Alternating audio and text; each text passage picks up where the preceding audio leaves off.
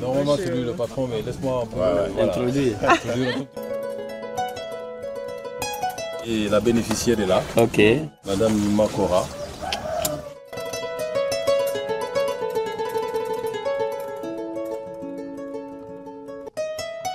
Aussi, département de Sédhiou, une localité qui se distingue par ses aménagements agricoles toutes particulières. Des exploitations familiales, pas comme les autres. On a démarré juste ici, il y a quelques mois.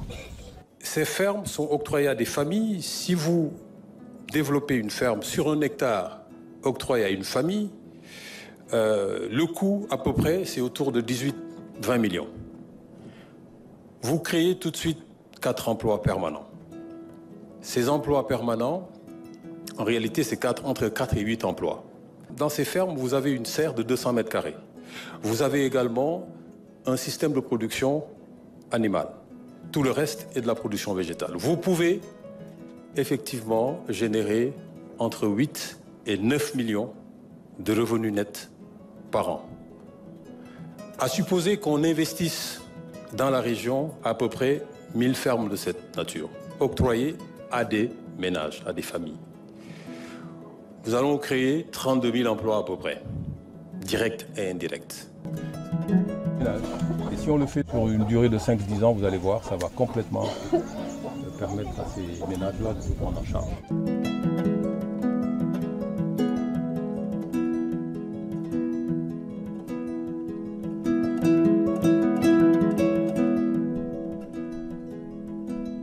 Voilà, il y a l'échelle du ménage.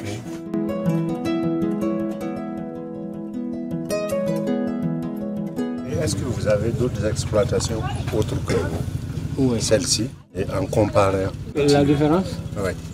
Énormément de différence. 2 mois et demi, on se retrouve dans la récolte. On est en train de récolter la tomate, le djahatou, le piment, le concombre et le maïs.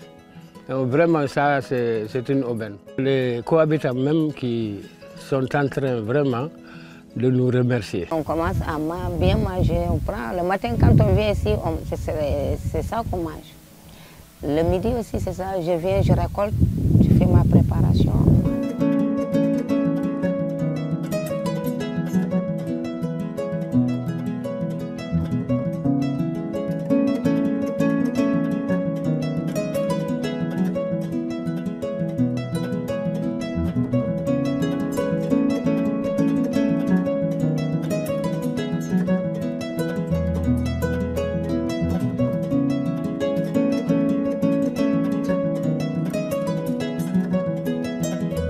Agents qui vous assistent là. Comment vous vous entendez? C'est nous qui montons avec les pépinières, l'entretien des pépinières.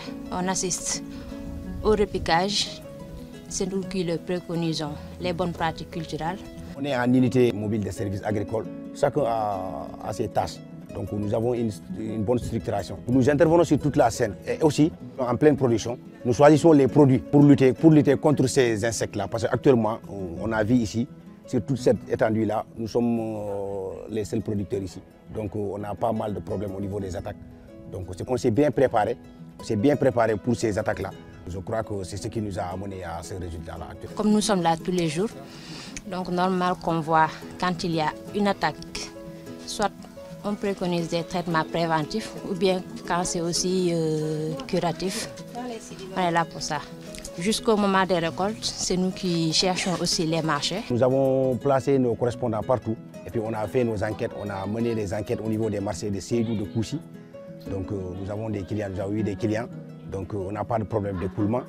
À part des clients qui viennent acheter Borchamp, puis tout le surplus de production, c'est nous qui amenons ça, soit en ville, mais en général c'est des commandes.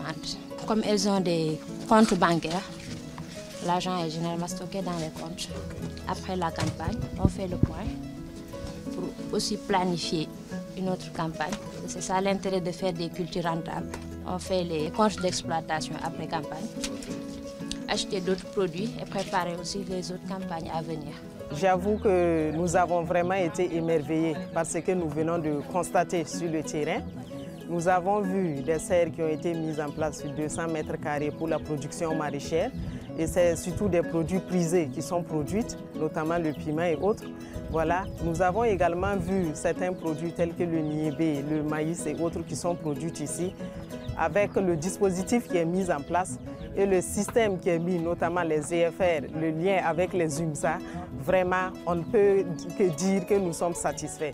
Et nous croyons vraiment en ce dispositif-là pour lutter contre l'insécurité alimentaire. Parce que celles qui produisent ça, elles utilisent ça pour leur propre consommation. Elles vendent sur l'excédent sur les marchés. Ça permet aussi de disponibiliser les produits pour les habitants de la localité. Nous avons un système semblable, mais ce n'est pas totalement la même chose. Chez nous, il n'y a pas ce lien. Il n'y a pas ce lien entre les UMSA et puis les EFR qui sont mis en place, les modèles d'exploitation agricole. On ne peut pas produire sans conseil agricole. D'où la création de ce modèle d'exploitation résiliente. L'idée nous inspire vraiment une résilience pour les ménages. Parce que n'eût été ça, il fallait chaque fois venir assister les ménages en distribuant des vivres, en distribuant du cash. Et ce qui n'est pas durable, n'est pas durable. Avec ce modèle-là, l'aspect projet est déjà assuré. Merci encore aux jeunes qui sont dans ces UMSA et qui contribuent à lutter contre l'insécurité alimentaire et nutritionnelle. Je pense que ce projet mérite d'être soutenu.